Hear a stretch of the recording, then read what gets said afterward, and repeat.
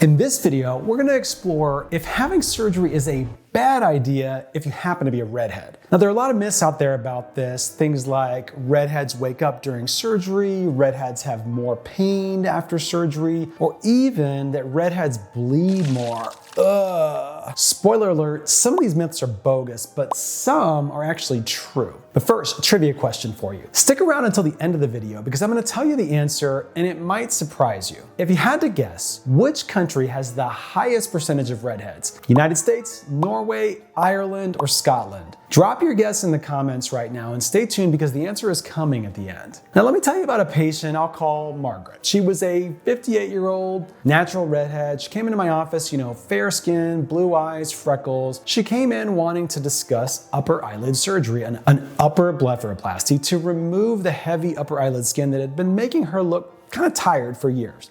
Now, she was healthy, she had no history of blood thinners, no bleeding problems, a completely routine candidate. The surgery itself went perfectly. But the next week when she came in for her post-op check, oh my gosh, her eyelids looked like she'd gone 10 rounds with a heavyweight boxer. Massive bruising spreading down her cheeks, purplish under the eyes, bruising in ways that was pretty dramatic and in ways that I don't see in most of my other patients. She was alarmed. I was honestly not entirely surprised because Margaret was not the first redhead that I'd seen with this kind of reaction. So that got me thinking, and I know a lot of surgeons share this impression. Is there actually science behind the idea that redheads are different? Are they genuinely riskier to operate on? So today I'm going to go through a couple of published medical studies to find out, and the answer is more nuanced and more fascinating than you might expect. Okay, first, a quick biology lesson. I'll be real quick. Red hair is caused by variants in a gene called the MC1R, the melanocortin-1 receptor.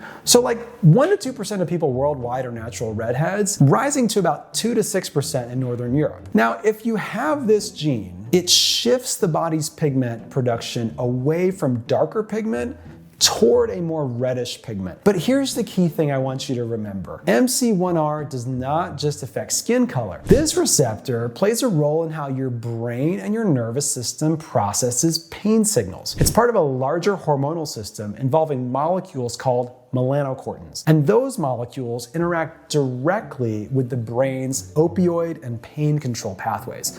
So when you change MC1R, you're not just changing hair color, you might be changing how the entire nervous system perceives and responds to pain. That's the core of what this research is about. So what does the evidence actually say? Okay, so I went through a couple of published studies on this topic, and here's what each one found and kind of what its limitations are in plain English. I will not bore you, I promise. Study 1, do redheads need more anesthesia? Published in Anesthesiology 2004. Okay, so researchers at the University of Louisville wanted to test a hunch that anesthesiologists had shared for years, that redheads seem to need more anesthesia medicine to go under. So they actually tested it. They took 20 healthy women, 10 redheads, 10 dark-hairs, put them under general anesthesia, and figured out exactly how much gas it took to keep each person from reacting to a painful stimulus. Ugh.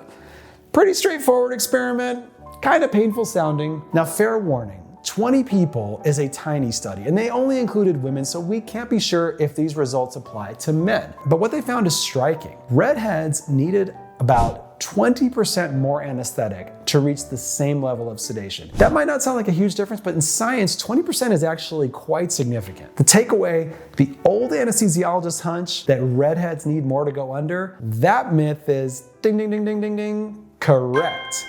Study number 2, are redheads more sensitive to pain, and does numbing medicine work as well on them? Published in Anesthesiology 2005. The same research team came back the next year with an even bigger question. Okay, so they established that redheads need more gas, but are they also just more sensitive to pain in general? And what about numbing injections like the lidocaine that we use in eyelid surgery? So this time they tested 60 women, 30 redheads, 30 dark-haired, and put them through a series of pain sensitivity tests, heat, cold, electrical stimulation, the works. And here's what they found. For electrical stimulation, no difference at all between the two groups. But when it came to temperature, hot and cold, redheads were noticeably more sensitive to cold temperatures. So, okay, who cares? The most relevant finding for surgeons, the numbing injection worked significantly less well in redheads. Most redheads watching this are probably nodding their heads right now if they've been to the dentist lately. So after injecting lidocaine under the skin, which is exactly what we do before eyelid surgery, dark-haired women were comfortable at pain levels that redheads found quite uncomfortable. In fact, many dark-haired patients maxed out the scale entirely, meaning that the numbing worked so well they felt almost nothing. The redheads,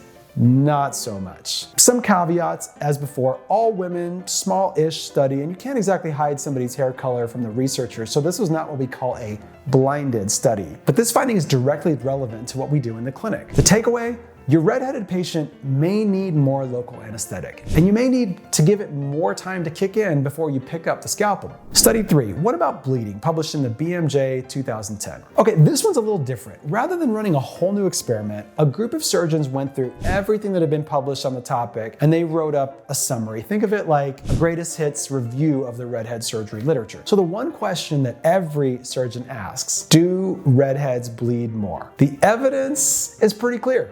Not really. One study looked at bleeding after tonsil surgery, which is a surgery where bleeding can be really consequential, and found that redheads and non-redheads bled at exactly the same rate, about 7% in both groups. Another study tested the actual clotting ability of redheads' bloods in their labs, and it was completely normal. So here's the interesting part. Even though their blood clots just fine, redheads reported feeling like they bruised a lot more easily, which tracks with what I saw in my patient: dramatic bruising, normal blood work. The takeaway? Redheads bleed more is mostly surgical legend. The bruising is real, but it's not because their blood is broken. What does this mean for eyelid surgery? So let's bring this back to our patient. And what are the important things that you need to know? Number 1, redheads may need more local anesthetic. In eyelid surgery, this means considering using more, waiting longer, or being prepared to supplement with more anesthetic. This is probably the most relevant finding. Number 2, anesthesiologists should be aware. If your patient is going under anesthesia, they very likely could need a lot more medicine. And number 3, bruising may be visually more dramatic, but there's no good evidence for increased bleeding risk. Redheads bleed more appears to be surgical folklore. None of this should make you refuse surgery. Redheads are not high-risk surgical candidates by any current standard. The American Society of Anesthesiologists scoring system doesn't even include hair color, and the evidence doesn't support that it should. Oh, and I promised you the answer to the trivia question.